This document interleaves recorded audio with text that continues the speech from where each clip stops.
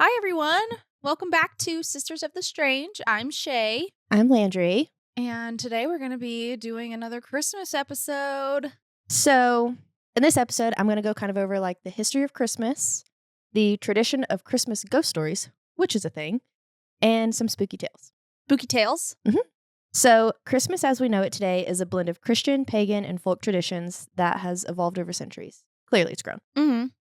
So, long before Christianity, many cultures celebrated mid-winter festivals to mark their winter solstice, which is the shortest day of the year. Which was yesterday. Well, Saturday, December 21st. Yes, the 21st. Mhm. Yes. These celebrations were rooted in the hope of the return for the sun, or of the sun, like the return of the sun to come back for warmer days. Because back then, or before Christianity, there wasn't necessarily like, people still had gods, like, but it was like the sun god and the moon god. And so they thought of this time as like the sun god was sick, and that's why it was healing. And so they always kind of celebrated him coming back and like the healing of him. Oh. Because it was winter, and so clearly the Yeah. sun wasn't out as much. So they thought of him as like weak and frail, and so they had to like celebrate him. To bring him back. Yes. Oh. From what I understand. I could be very wrong. That sounds right. I'm like, my I believe research you. is always just wherever. I believe you. And I believe in what I read. I'm like, the internet said it. It's true. Yes. Amen. Yeah, I'm horrible. I'm like, Wikipedia said it. Everything you read on the internet's true. Yeah. Yeah. Duh. If you're only listening on Spotify, which you can watch video on Spotify, I highly recommend watching because we are an interesting little duo over here. That's what I forget. Like, I'm editing and I'm like, yeah, that sounded really good, or like looked great together. And then I'm like, it might be kind of weird for people who aren't watching us because it's just a silent pause. But it's okay. just because we're making faces. Yeah. And Don't I be talk fake. with my hands. I'm like, and then I have a bracelet on, so it's like, ting, ting, ting, ting, ting, ting, ting. Any Hoosers. So, the celebrations. A few examples include the Roman festival of Saturnalia, which honored Saturn, the god of agriculture. This week-long feast started on December 17th and ended on December 23rd and involved gift-giving, feasting, and revelry. Similarly, in Northern Europe, Norse people celebrated Yule with traditions like burning a Yule log, which is a celebration that honors the rebirth of the sun. Oh, I didn't know that. Yeah, I tried to look further into that and make it make a little bit more sense. It seems like it's a lot of different things. So Christians celebrate the birth of Jesus Christ on December 25th, even though in the Bible there's not like an exact date on which Christ was born. It was a time and a place, but like not like Yeah. And even Hard and fast. I even think that our calendars have changed. There's all sorts of different calendars. Yeah. You know, That's true. because they say now December 25th wouldn't actually be December 25th as it is now. It would have been like a different day because they changed it from like, I think it used to be like every single month was 30 days or whatever, and now it's Yeah. And so for however long that's been set off, and it's a whole that's Time a different is a construct. Yeah, I'm like, that's a completely different It's not history real. lesson. No. And that's what I've been watching, that show that's about time slips, and I'm like, I love it. I think that'd be so fun. But any Hoosers, the choice of December 25th likely coincided with these pre-existing solstice festivals, helping early Christians merge their beliefs with the pre-existing pagan customs. And so it's like, yes, Christ was born around this time, but we're going to celebrate it. But it's also because this is something that's already been celebrated. So it's kind of like the idea of mixing those two things. That leads me into the very first thing that said Christmas was celebrated on December 25th was in 336 AD in Rome. Oh. Long ago. I didn't know that. I did not either. That's cool. Yeah. Roman Christmas. Man, I bet that was a party. Yeah, and it's very weird to see, like, so Rome had this, and then this started over here, and that's like, I kind of move into it in a minute, but like, Germans are who created the Christmas tree, and it wasn't necessarily a Christmas tree. It was that, like, they would celebrate the evergreens because they would stay alive when everything else would die. Yeah. And so they would, like, set that up in their home, and it kind of gave them hope for... Bring again. Yes. Ah! I can't exactly remember who it was. I think it was someone pretty popular. And he is who started by putting, like, candles and stuff like that in his trees and stuff like that. So they started keeping those, and that's what started, like, Christmas tree. In the Middle Ages, Christmas became time for feasts, church services, and religious plays. Christmas became less religious-based during the Victorian Era, when the holiday took on a more family-centered, gift-giving focus. In the 19th century, the Christmas tree was introduced. Yes, German people kind of started it, but Queen Victoria and Prince Albert were influenced by the Germans and brought it over and made it more of a thing. Okay. Like, I think they set up the first Christmas tree where they were, like, in a town square type thing. So then the rise of Christmas cards, Christmas dinners with turkey and pudding, and new traditions like sending gifts came along. And then during the 19th and early 20th centuries, it was customary in England to tell ghost stories around Christmas time. What century? The 19th and 20th. Oh, okay. Do you know how the centuries work? Nope. Okay. So we're in the 21st century right now, right? Yeah. So 20th century was like the last century. The 19th century was like, so like 19th century is actually 1800s. Okay. Yes. So yeah, 20th century, 20th century is actually 1900s. Yeah. Which I didn't get that until Aaron told me that not that long ago. And I was like, no, you're wrong. Yeah, I actually didn't know that. So yeah, so Christmas ghost stories became a thing. And a lot of people believe it just like came naturally because it was so dark and cold and they didn't have like modern day lighting. They had oil lamps and candles and they sat by fires. And that's kind of what their celebrations were, was gathering around a fire and telling stories. Very similar to how we would gather around now and tell campfire stories. Mm-hmm. And so ghost stories just kind of came naturally. And so these ghost stories they normally told were like a Christmas Carol. A Christmas Carol is one of like the more popular ones of this time because it was originally from like 18 something. And it's all about kind of like Reformation. Like Scrooge is reformed into this great guy at the end of it. Like he goes through his history, goes through his future, reforms. Yeah. And so it's tied into like kind of Christianity. So most of the ghost stories were about ghosts coming back to be better. Mm-hmm.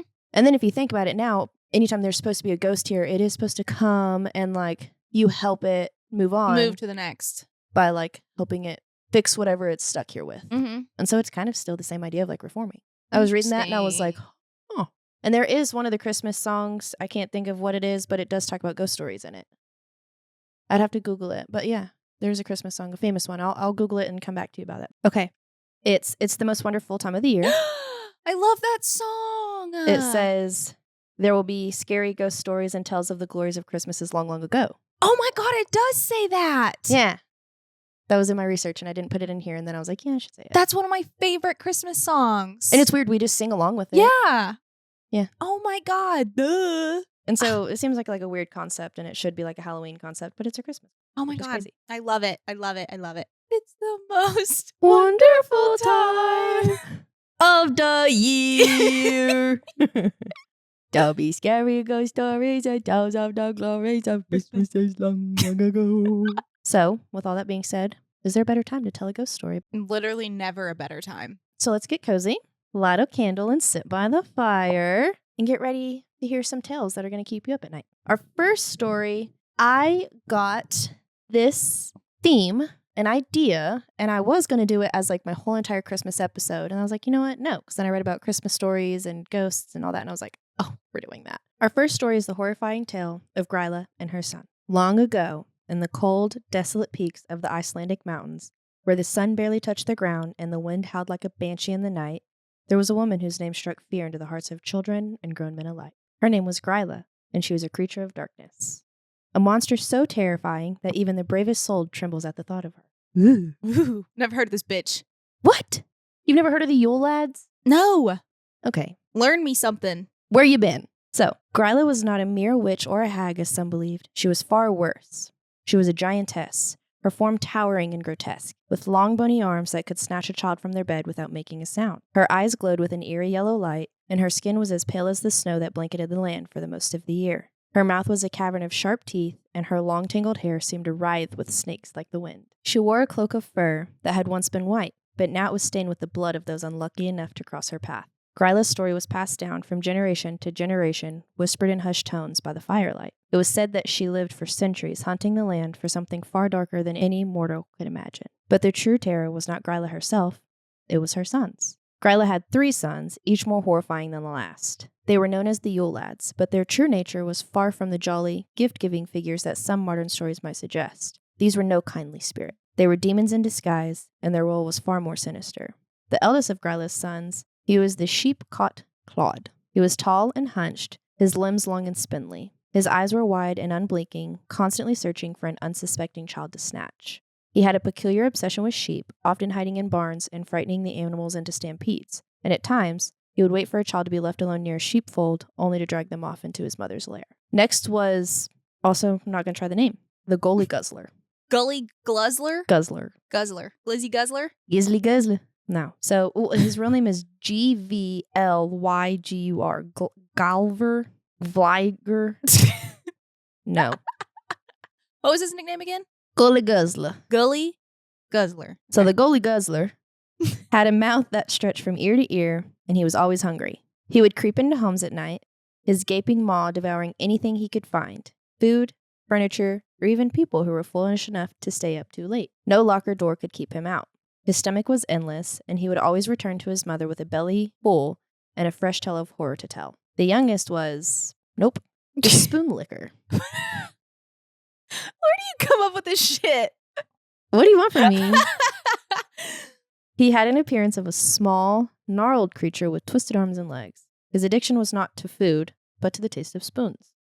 He would sneak into kitchens and lick the spoons left out by unsuspecting families. But his presence was never unnoticed. His breath smelled of rot, and his tongue was long and slimy, leaving a trail of decay wherever he went. He was the least intimidating of the three in appearance, but there was something about his unblinking stare that sent a chill down your spine. Each of these sons had a role to play in the terror that Gryla would unleash. While she would steal away children in the dead of night, her sons would help by setting up traps or creating distractions. Together, they formed an unholy alliance, a family of monsters bound by blood and insatiable hunger for children. It was said that Gryla and her sons would awaken every Yule as the long winter nights descend upon the land. While families prepared for the Christmas season, decorating their homes and celebrating with joy, they remained unaware that the worst was yet to come. The Yule season, with its cold winds and endless darkness, was the time when Gryla and her sons were at their most powerful. As the days grew shorter, the land became blanketed in snow, and the nights grew longer. The people of the villages knew it was time to be on guard. The Yule Lads would roam the forest, sneaking through the shadows. They would slip into homes under the cover of night, where they would hide in cupboards, cellars, or attics, waiting for the moment when the unsuspecting family would fall asleep. Once the house was quiet, Gryla would come to claim what she sought. Gryla's greatest prize, however, was not simply to feast on the children that she took, but to keep them in her lair, deep within the mountain caves where she and her sons lived. There she would transform the children into lifeless husks, their souls lost to her forever.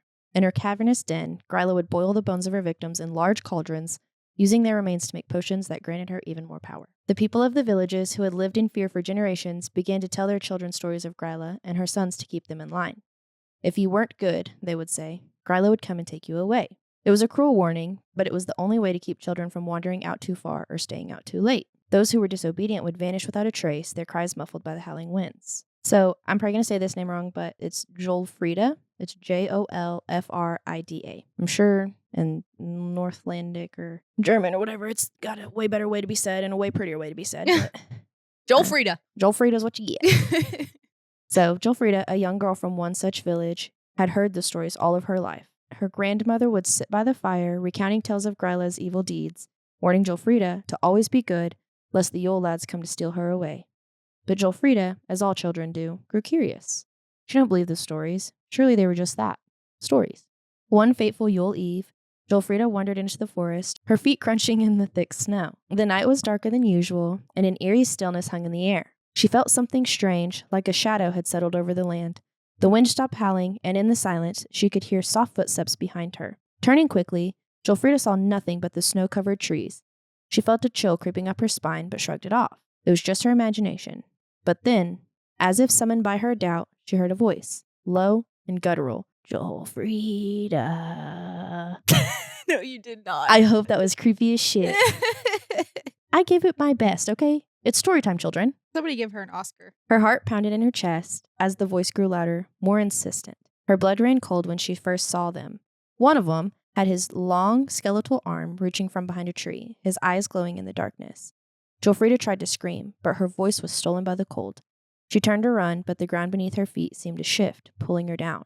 More figures emerged from the shadows. The Goalie Guzzler, with his gaping mouth and twisted form, and Spoon Licker, his tongue flicking in and out of his mouth like a serpent. The Yule Lads were upon her, and before she could even comprehend what was happening, she felt herself being pulled into the snow, her body swallowed by the darkness. That night, Gryla came for Jolfrida as well. She was taken to the mountain cave, where her soul was lost to the clutches of the giantess, joining the countless other victims who had disappeared over the centuries. As the year went on, the story of Gryla and her sons lived on, passed down from one generation to the next. The people of the villages, while never forgetting the tales, could only hope that they were spared. But deep in the mountains and the caves where Gryla and her sons resided, the air was thick with the sound of whispered names. Every child, good or bad, could feel the cold breath of the Yule Lads on the back of their necks, and on the darkest of nights they would hear the sound of heavy footsteps in the snow. Gryla and her sons were always waiting, always hungry for the souls of the innocent. And so, the terror of the Yule season would never end, for as long as the snow fell and the nights grew long, Gryla and her sons would be there, lurking in the shadows, ready to claim their prize. Every Yule, the darkness crept closer, and the children of the land were never safe. Why is it always got to be kids? Because they're bad. She's coming to tell him no. Be good, but doesn't matter because you're about to be soup. Soup. Good soup. Good soup. You like that? You want to see Gryla? A little spooky. Yeah. I want to see the spoon liquor. Oh, I don't have a picture. Oh. I just meant, do you want her to visit you? I was like, yeah, I want to see what she looks like. She's got a lot of very interesting tales about her because her story is so old. Yeah, I had never heard of her. I did through Sabrina, and then I did a lot of research because I was going to make her my main Christmas episode, and then I found the Christmas stories. But yeah. Nice. Yep. Our second story is The Haunting of Hollow Creek. I like this already. It was the Christmas of 1923 when the small town of Hollow Creek fell under a strange and eerie spell. The winter air bit at your skin, the streets were blanketed in snow, and the flickering lights from homes reflected off the icy streets like stars. The town was buzzing with Christmas cheer, but beneath the surface, something darker lingered, waiting for its moment to emerge. The story begins with the family, the Finleys, who had recently moved into an old, creaky house at the edge of town. The house was large and isolated, surrounded by thick, dark woods that seemed to close in on it like a secret. People had whispered about this house for years. The locals said it was cursed, haunted by a ghost from a long-forgotten tragedy. But the Finleys, eager to escape the chaos of city life, had been enchanted by the home's charm and its low price. They were also unaware of the house's sinister past. It had once belonged to a wealthy merchant named Thomas Holloway, who lived there with his wife Eliza and their 2 young children. The Holloways had been the picture of happiness until one Christmas Eve, more than 50 years ago, when a terrible tragedy struck. That night, as snow fell heavy outside, the Holloways were celebrating Christmas with a festive dinner in their grand dining room. But as midnight approached, the house was consumed by an unnatural, icy chill. All of the guests felt it, but no one could explain it. The lights flickered, shadows danced strangely across the walls, and the wind howled through the cracks in the windows. The Holloway's youngest son, Samuel, ran into the snow in a fit of fear, but he never returned. The next morning, when the storm had passed, his body was found at the edge of the woods, cold as ice, his face frozen in a look of terror. His parents, devastated by the loss, never recovered. Soon after, Thomas Holloway died under mysterious circumstances, and Eliza Holloway, heartbroken and consumed by grief, locked herself in the house, refusing to leave. The townspeople say she died there, alone and mad, murmuring the name of her lost child until her last breath. For years, the house stood empty, abandoned, and untouched. But in 1923, the Finley family moved in, unaware of the darkness that lingered there. The night before Christmas Eve, the youngest child, little Clara Finley, began to have strange dreams. She dreamed of a boy, pale, cold, and hollow-eyed, calling out to her. At first, she thought it was a dream, a product of the festive season, but each night, the dreams grew more vivid. Clara would wake up in the middle of the night, shivering, hearing the sound of faint footsteps outside her door. On Christmas Eve, the strange events escalated. As the family sat down for dinner, a cold draft swept through the room, and the lights flickered like candle flames in the wind. Clara stood up suddenly, her small face pale, her eyes wide with fear. "He's here," she whispered, her voice trembling. Who was she talking to? Her Herself? family. No, her family. Oh, they're all together. They're at the dinner table. Okay. Her parents looked at her with confusion, thinking it was just the excitement of Christmas getting to her. But Clara wasn't looking at them. She was staring at the grand staircase where shadows seemed to gather, stretching longer and longer, as if alive. Suddenly, there was a loud thump, followed by the sound of footsteps in the hallway above. The family froze, listening. Another thump, then another. The house groaned under the weight of some unseen presence, the floorboards creaking in a slow, deliberate rhythm. Kara ran to the stairs, her eyes wide with terror. "He's calling me," she cried. Her parents rushed to grab her, but it was too late. Clara darted up the staircase, her small feet pounding against the wood. Mr. Finley shouted for her to stop, rush after her, but he couldn't catch up. He could hear Clara's breath quickening, could hear her calling out in desperation, "Samuel, Samuel, where are you?" As Mr. Finley reached the top of the stairs, the hallway grew colder, the temperature dropping so rapidly that his breath misted in the air. The once warm glow from the fireplace seemed to vanish, leaving the house in an unnatural darkness. Then he saw it. At the end of a hallway, a figure stood. A small, pale boy in old-fashioned clothes, his face twisted in a grimace of pain. His eyes were hollow, black as coal, and his mouth moved in silent agony. Clara stood frozen, staring at the boy as if hypnotized. "Samuel," she whispered. "Clara," the boy's voice echoed. His lips did not move. It was as though the words were floating in the air, coming from everywhere at once. "Help me. I've been waiting so long. Help me find my mother." Mr. Finley tried to pull Clara back, but she resisted, her little hands reaching out toward the ghostly figure. As she did, the temperature plummeted, and the walls seemed to close in around them. The house groaned again, louder, as if in protest. Then, with a sudden force, the spirit lunged at Clara, its icy hands grabbing her. In that instant, the lights exploded, plunging the entire house into darkness. The air grew thick with a suffocating cold, and the house seemed to tremble as though it was alive. Mr. Finley screamed, pulling Clara back with all his strength, But the ghostly boy had vanished, leaving nothing behind but the whisper of his voice. You will never escape. The family managed to flee the house that night, abandoning their belongings and leaving the town behind. The Finleys never spoke of that night again, and the house at the edge of town was left to its haunting solitude. As for Hollow Creek, the people still speak of the Christmas night when the Finleys vanished from their lives. Some say that the house is cursed, that the spirit of Samuel Holloway still roams these halls, waiting for someone to help him find his mother.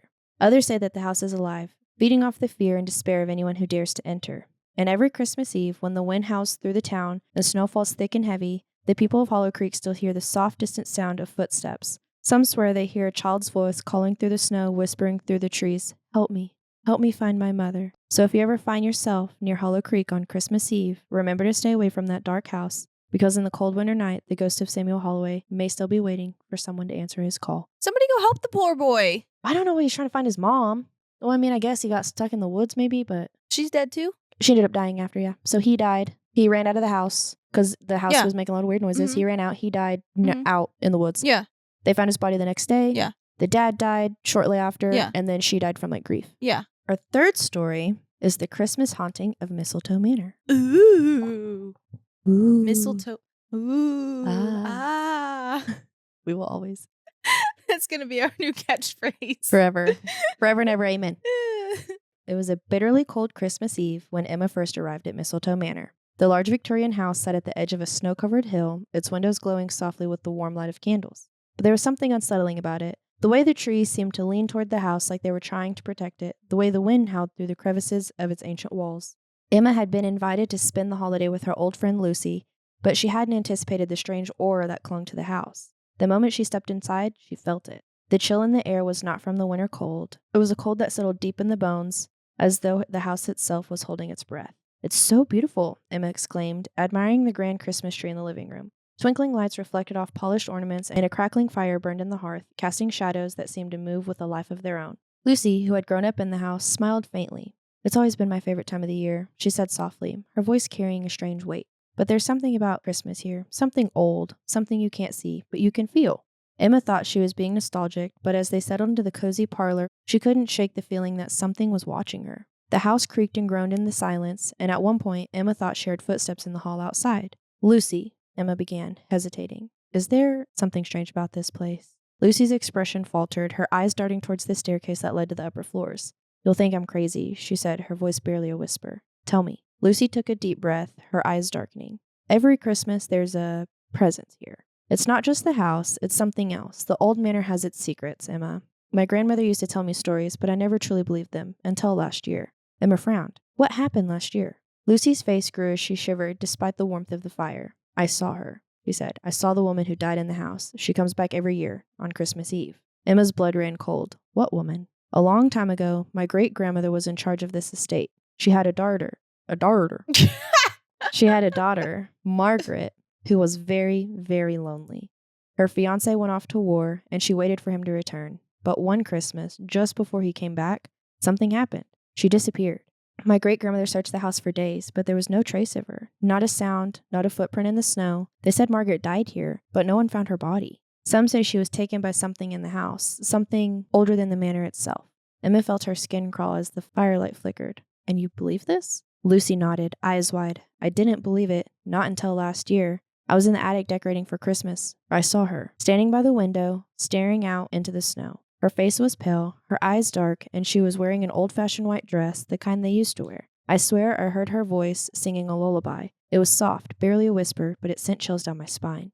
Emma tried to laugh it off, but deep down, she couldn't shake the uneasy feeling that had settled in her chest. The house was old, yes, and it creaked and groaned in the wind. There was something more to it. She could feel it. That night, as they prepared for bed, Lucy made Emma promise to not go upstairs after midnight. If you hear anything, she said urgently, do not go near the stairs. Emma agreed, though she thought it was all a bit overblown. It was probably just Lucy's imagination playing tricks on her. But as midnight struck and the house fell into a heavy silence, Emma couldn't sleep. The wind outside howled, rattling the windows, and the fire had long since died down, leaving the house in an eerie quiet. She rolled over, hoping to get comfortable, but a faint noise broke the stillness. It was faint at first, but the distant echo of a lullaby.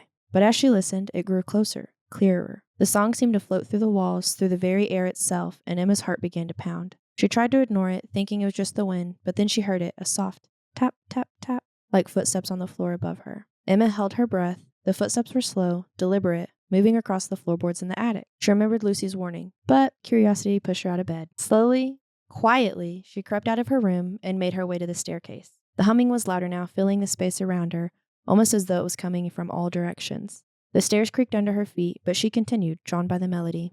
At the top of the stairs, the door to the attic was ajar, and faint light flickering from within. Emma reached for the doorknob, with her hand shaking. She pushed the door open. The attic was filled with dust and old furniture covered in white sheets. But there, in the corner, by the window, stood a figure. A woman, pale as snow, her long hair tangled and dark. She was wearing an old-fashioned white dress, and her face was turned toward the window, staring out into the night. The humming had stopped. "Margaret?" Emma whispered, her voice barely audible. The woman slowly turned. Her eyes were hollow, black voids that seemed to swallow all the light, and her mouth stretched into an eerie smile. Emma's breath caught in her throat as the figure stepped toward her, her feet gliding across the floor, not quite touching it. "You shouldn't have come," the woman whispered, her voice a soft, cruel echo. "This is my Christmas, and you're not welcome." Emma froze. The door slammed shut behind her with a deafening bang, trapping her in the attic with the woman who was no longer fully human. Suddenly, the figure lunged toward her, and the air grew colder, colder than any winter night she could explain. Emma felt a coldness deep within her bones, like the very essence of death was brushing against her. It is. "Honey, that's a ghost, so..." With one final panicked scream, Emma bolted toward the door, ripping it open and running down the stairs. She tumbled into the living room, gasping for breath. The fire had gone out, the house was silent once more, but the humming, soft and haunting, continued to echo in the distance. The next morning, Lucy found Emma sitting by the window, staring out into the snowy yard. She hadn't moved all night, and her eyes were wide with terror. "Emma?" Lucy whispered, crouching down beside her. "What happened?" Emma didn't respond. She just pointed trembling toward the window. The glass was fogged, but there, on the other side, was a figure standing in the snow. A pale woman in a white dress smiling. And then, as quickly as it appeared, the figure was gone. Lucy's face went pale. "It's Christmas Eve," she said softly, "and Margaret's back." So for me, how she ends the story staring out the window in the snow and then the ghost disappears, I'm like, is she going to be the new ghost? Yeah. Like, is she going to be the new weird thing that stands in the window? Yeah, because why is she outside now? So I'm wondering now if that means it passes down to Emma. Probably. This is our fourth and final story. It is more of a personal story. The other ones are kind of just like a woo-hoo-hoo spooky Christmas story, but this one's more of a not my personal story, but just a different personal story. Okay.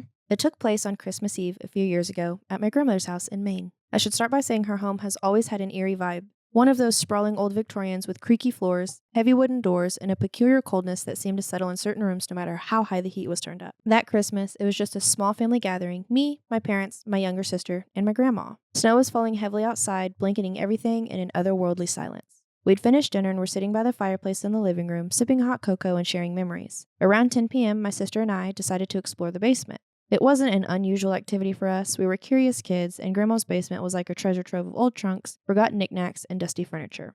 But that night, the atmosphere felt different. The air was colder than usual, and the faint smell of pine and something metallic hung in the air. As we rummaged through a trunk of old ornaments, my sister pulled out a delicate glass bauble. Inside was a tiny scene of a Christmas tree surrounded by figures of a family. Grandma walked in, and just as we were admiring it, her face turned pale. "Where did you find that?" she asked, her voice trembling. We told her it was in the trunk, but she shook her head. "I haven't seen that ornament in years. It belonged to my father, and it's broken." She took it from my sister, pointing to the crack that we hadn't noticed. "He died the Christmas this broke. It fell from the tree and shattered." That sent a shiver down my spine, but what happened next was worse. As we made our way back upstairs, the faint sound of music floated through the house. Not the crackling holiday playlist we'd been playing earlier, but something old, like a scratchy recording of a choir singing Silent Night. The thing was, no one had turned any music on. Grandma froze, clutching the ornament tightly, her face drained of color. "That was his favorite carol," she whispered. Then we heard the sound of faint footsteps downstairs, slow, deliberate, and heavier than our own. My father ran down to check, but nothing. The basement was exactly as we had left it, though the ornament trunk had been closed and latched even though we had left it open. That night, I couldn't sleep.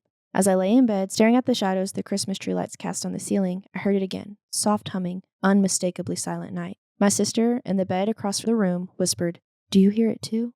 I nodded, barely able to breathe, but we stayed under the covers, listening until the humming faded into the stillness of the night. The next morning, the ornament was back on the tree, hanging on a low branch. No one admitted to putting it there, and my grandmother just looked at it, her expression unreadable. "Maybe he just wanted to spend Christmas with us," she said softly. Well, what's scary to me is how scared she is of her dad. I'm like, why are you so scared of your dad? Yeah, what are you afraid for? Yeah. If it was like Christmas and I didn't have my parents anymore and one of them was like a I'd be ghost like, in the home, I'd be like, "Aw." I'd be crying. I know. You want to hang out? Can you stay longer? So that's weird to me that she's scared of her dad. But yeah, so that's all the stories that I had for today. So I hope that your firelight hasn't gone out. Well, thanks for listening. Yeah. And I hope y'all have a great holiday. If you're still here, leave any emoji that reminds you of Christmas. If you have your own story you'd like to tell us, do email us at sistersofthestrangepodcast@gmail.com. Go follow our Instagram, YouTube, Facebook, Spotify, and TikTok at Sisters of the Strange. And have a Merry Christmas and a Happy New Year. Merry Christmas and Happy Holidays. Yeah. Whatever you celebrate, just have fun with your family this season. And tell some ghost stories. And your friends. Because some people don't have family to be around. Go be with family, friends. If you don't have anybody, make a ghost friend. I'm like, call me. You can come to my house. I hate that. I hate that people don't have people to be around. But yeah, go to the bar, go to a pub, go tell stories, go do something fun. Go celebrate the new year. You did it. You made it. We somehow did. Right. Another year. We'll see you next time. Yeah. Bye. Bye.